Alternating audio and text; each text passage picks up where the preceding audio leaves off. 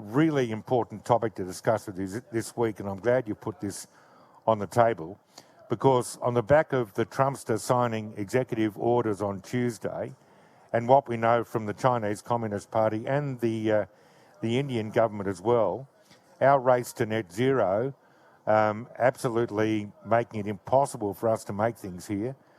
It's almost ridiculous that we're doing this whilst the rest of the world, or the three biggest emitters, are doing everything but. How important was it what Trump did the other day? Yeah. Look, mate, it was very important. So basically, the dream of net zero in a global sense is over, and it's over for a bunch of reasons. So President Trump on Tuesday, he signed 4 executive orders aiming to boost the US coal industry. So, Trump said that he wants to revive the nation's coal industry by streamlining project approvals, opening up more federal land for coal mining.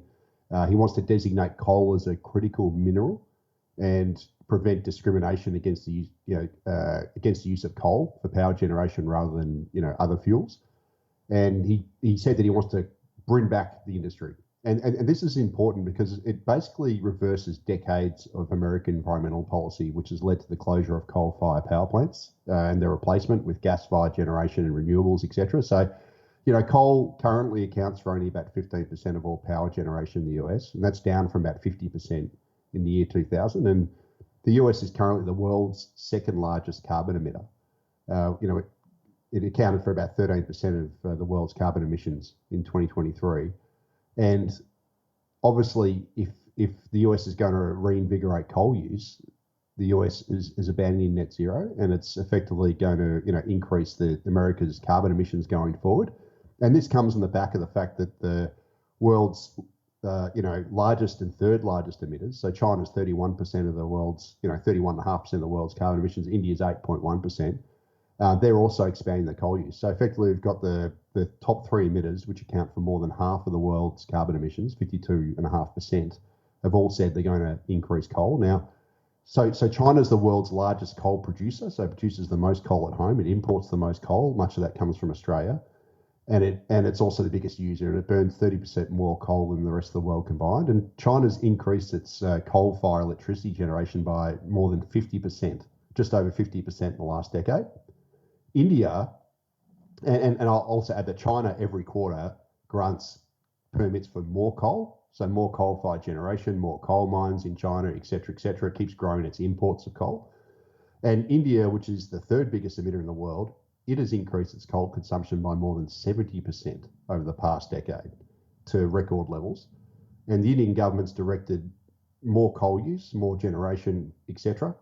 And it's also postponed planned retirements for coal-fired generators. So basically, we have the 3 largest carbon emitters, China, the US, and India, who collectively account for more than half of the world's carbon emissions, about 52.5%. All of them saying they're going to increase coal use. And China and India have driven the world's carbon emission increase since the year 2000. Much of that's been on the back of coal, and America's actually reduced theirs, but now they've said they're going to go back on it and go back to coal. And I mentioned this a few weeks ago. According to Statista, which is a statistical agency, China, India, and the US had a combined 1,650 coal-fired power plants in operation in 2024 versus Australia's 18. Now, this is important because just this week, the Queensland government announced that it's going to repeal the state's legislated renewable energy targets. So those were set at 50% renewable energy by 2030 and 80% by 2035. And Queensland Energy Minister David Janetsky said that the renewable energy targets, was always unachievable. And he also said the government's going to amend the state's 2035 target of reducing emissions by 75%, and announced that it's going to extend the life of its coal-fired generators. Now, Queensland's decision was obviously, criticised by Federal Energy Minister Chris Bowen. He said, "Oh, this is terrible.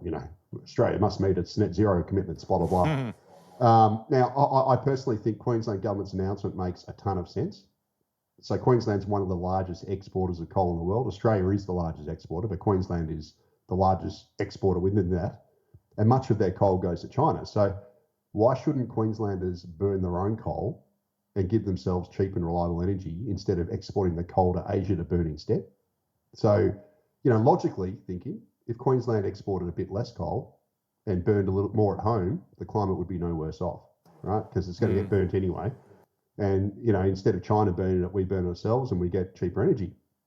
And this poses a larger question for Australia. So given that, China, the US and India are also going to keep increasing coal use, and China and India are driving the world's carbon emissions because they've grown so much. Australia exports 6 times more coal than it uses domestically. We export more than 4 times more gas than we use domestically. So why shouldn't Australia give itself cheap and reliable energy by consuming more coal and gas at home and exporting a bit less? Because under current net zero settings that have been set up by, Labor and under Blackout Bowen, it mandates the closure of our, hydrocarbon power generation. So coal specifically, and also gas going forward. And why is Australia exporting energy security to Asia, right? Giving Asia cheap energy and cheap fossil fuel energy while denying ourselves using that energy at home. Now, this to me makes no sense. It makes no sense. It makes no sense. Yeah, and the fact of the matter is Australia's, we're 1% of the world's carbon emissions. We're sacrificing our economy at the altar of net zero when the 3 largest emitters, China, the US and India, have all said they're going to burn more coal and they're not playing by the same rules. So, and by us doing this, by going down this so-called fantastical net zero approach, we've denied ourselves cheap and reliable energy. We're driving up our inflation, our cost of living, because energy costs have soared, and they drive everything in the economy. And as a result, we've driven manufacturing out of Australia. We've got the lowest manufacturing share in the OECD. Our manufacturing share continues to fall as major manufacturing firms like, Queensland, our last plastic maker, Oceanic Glass, last architectural glass maker, a whole bunch of others, basically say, look, it's too hard. Energy's too expensive in this country. We're closing down. And all we end up doing is we're just sending our energy, like we're exporting our hydrocarbon energy, coal and gas. We're also exporting our manufacturing capacity to China, who's burning the stuff anyway. It's creating the emissions anyway. And we're just giving ourselves a less diversified and less self-sufficient economy. And the fact of the matter is, Luke, net zero is futile without the participation of the 3 largest emitters, and Australia cannot save the world, but we can at least save our own economy. Absolutely. And look, I don't know why this, people aren't being whacked by the reality stick that is exactly that. So you've got the 3 highest emitters saying, hey, we're going to go harder, and little old Australia saying, oh, but we're going to do the right thing.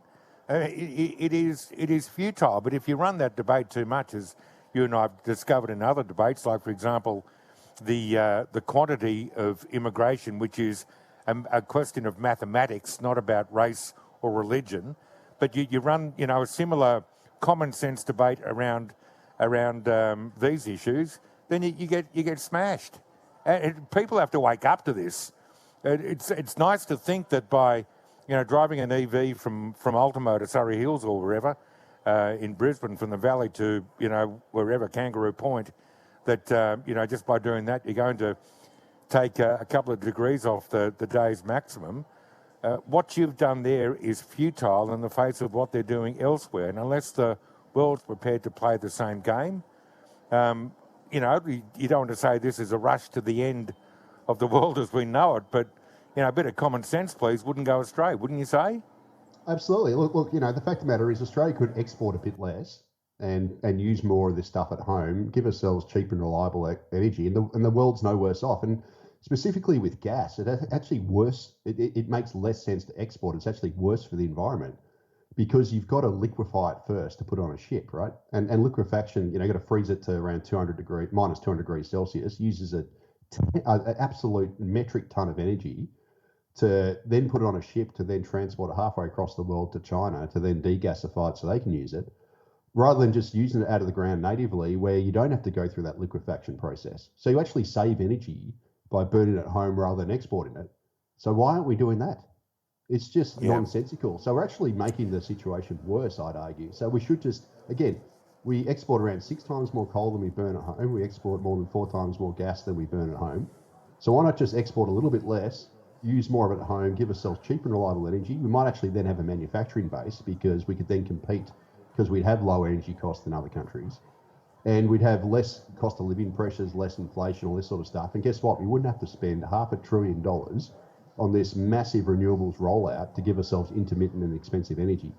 It's common sense. Yeah. Brilliant, mate. Thank you so much. Talk to you in a week's time. Yeah, thanks, Luke. Speak to you next time. Good on you. Leith Van Onselen. I mean, you can't believe it, can you? Here's an idea. So we're all lovers of the planet. We're going to export less, and the amount less we export, we're going to use here. It still would have been burnt. And as a result of that, cheaper prices and regular supply, no intermittency due to weather. And while we're at it, when we use it here, use it better. Oh, you're not talking about high efficiency, low emission coal. Yes, I am. Damn right I am. We should be the experts at using our resources properly. Ready